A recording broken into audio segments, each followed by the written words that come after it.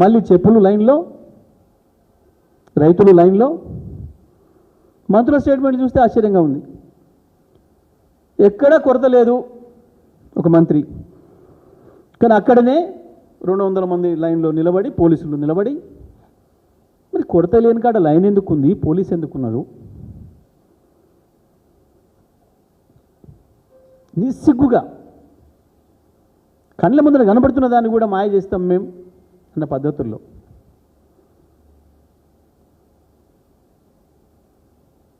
నిజమే, ఇందిరమ్మ రాజ్యం అంటే పాపం ఇప్పటి తరం కదా తెలియక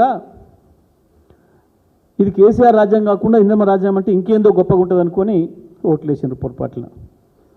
ఇప్పుడు అర్థమవుతుంది ఇందిరమ్మ రాజ్యం అంటే ఇదా. అచ్చం అదే జరుగుతుంది. ఎమర్జెన్సీలో పెట్టిన పద్ధతుల్లో కేసులు, జైళ్ళు, లీడర్లకు, ప్రతిపక్ష నాయకులకి, సోషల్ మీడియా వాళ్ళకి. ఏ మీడియానైతే, ఏ సోషల్ మీడియానైతే నమ్ముకొని మోడీ వారసత్వంగా చీకటి గురువు గారి పద్ధతుల్లో, ఇష్టం వచ్చిన పద్ధతుల్లో దాదాపు 200 యూట్యూబ్ ఛానళ్ళను పెట్టి నడిపి మా ప్రభుత్వం పైన ఆనాడు దుష్ప్రచారం చేసి వచ్చిండో, ఇవాళ మీడియాను చూస్తే భయం అవుతుంది. మీడియా వాళ్ళని చూస్తే చెంప మీద కొట్టబుద్ధి అవుతుందట. ఎంత ప్రేమ చూడండి. దురదృష్టం. సరే, ఎందుకో ఫైటింగ్ స్పిరిట్ పోయింది, మాట్లాడడానికి యూనియన్లు కూడా ఎందుకు వెనక ముందు ఆడుతున్నాయి, కానీ అది వేరే విషయం. అది జర్నలిస్టుల ఇష్టం, నాకు సంబంధం లేదు. కానీ మా వంతు మేమైతే ఖండిస్తున్నాం దాన్ని. మీడియా పట్ల ఆయన మాట్లాడిన విధానం అవి చూస్తే తను ఏమేమి మాట్లాడిండో, ఏమేమి చూసిండో, ఎవరెవరికి ఏం చెప్పిండో ఇప్పుడు వాళ్ళని చూసి భయపడుతున్నాడు. వాళ్ళ ఇష్టమైన ప్రాంతం ఏది నీకంటే అశోక్ నగర్ అనేది. ఆయనే కాదు, వాళ్ళ నాయకుని కూడా తీసుకొచ్చి అశోక్ నగర్లో ఛాయ్ కూడా తాపించండి పాపం. ఇప్పుడు అశోక్ నగర్ అంటే మధ్యరాత్రి కూడా లేచుకొస్తుంటున్నాడు, వణుకుడు పుడుతున్నది.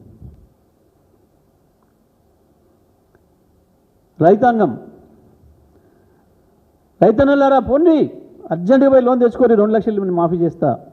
ఇవాళ కట్టి వచ్చిన కూడా మళ్ళీ పోండి, సాయంత్రం నేను మాఫీ చేస్తా. అన్న నేనే ఆపిన, కేసీఆర్ ఇచ్చే రైతు బంధు 10,000 కదా, వారం ఆగుని 15 ఇస్తా, అందుకే ఆపిన నేనే.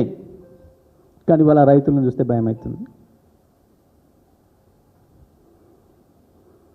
అక్క మీ దండం పెడతారు, నాకు వేయండి ఓటు, నాకు అధికారం వేయండి, 2500 నెల నాడు నీ ఇంటికి పంపిస్తా. ఇప్పుడు అక్కల్ని చూస్తే భయం అవుతుంది. ఆఖరికి విద్యార్థులు చరిత్రలో ఎవ్వరు కూడా వీళ్ళ జోలికి పోలే పాపం. వీళ్ళని కూడా ఇట్లా మోసం చేయొచ్చని అనుకోలేవు గతంలో ఏ పార్టీ కూడా. మొత్తం వరల్డ్ పొలిటికల్ హిస్టరీలో మొట్టమొదటిసారి వీరే కనిపెట్టిండ్రు. తమ్మి నీకు 5 లక్షల కార్డు, నీ ఇష్టం ఏదంటే అది వాడుకోవచ్చు. చెల్లె నువ్వు బడి పోవాలి, కాలేజీ పోవాలి కదా, స్కూటీ నీకెందుకు, నేనే స్కూటీ ఇస్తాను, మా అక్క వచ్చి ఇస్తుంది, మా ప్రియాంకక్క. ఇప్పుడు అమ్మాయిలు చూస్తే భయం అవుతుంది. అయ్యాల కాలేజీ పిల్లలు తమ్ముళ్ళలాగా కనపడరు, ఇవాళ పోరాణలాగా కనబడతాను.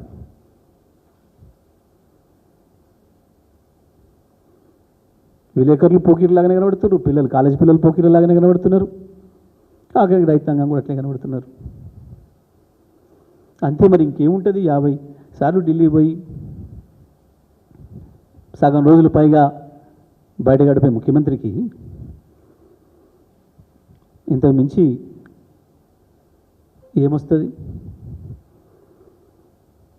మూర్ఖత్వానికి పరాకాష్ట అయిన ఈ ముఖ్యమంత్రి నోటికొచ్చిన బూతులు మాట్లాడాడు.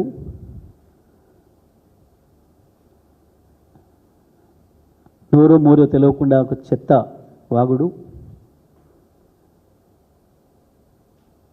చెప్పు, ఇవాళ ఢిల్లీ నుంచి దిగేటప్పుడు చెప్పు ఈ రాష్ట్రపతి.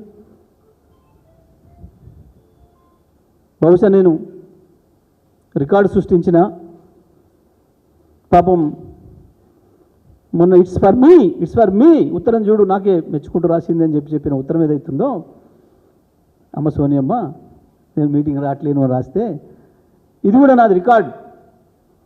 గిన్నీస్ బుక్ ఆఫ్ వరల్డా, ఎందో లిమ్కా బుక్ ఆఫ్ వరల్డా, పంపించు లెటర్, దానికి కూడా రికమెండేషన్. 20 నెలలు తిరగకముందే 50 సార్లు ఢిల్లీ పర్యటన చేసిన ఏకైక ముఖ్యమంత్రిగా నేను రికార్డు సృష్టించిన, దానికి అదనంగా 5 పైసలు కూడా ఢిల్లీ నుంచి తేలేని ముఖ్యమంత్రిగా నేను రికార్డు సృష్టించిన, 50,000 కోట్ల మూటలను కూడా ఢిల్లీ పంపిన ముఖ్యమంత్రిగా నేనే రికార్డు సృష్టించిన. ఉత్తరాలు రాయి వాళ్ళకు ఆ రికార్డులకు ఎక్కేయటానికి.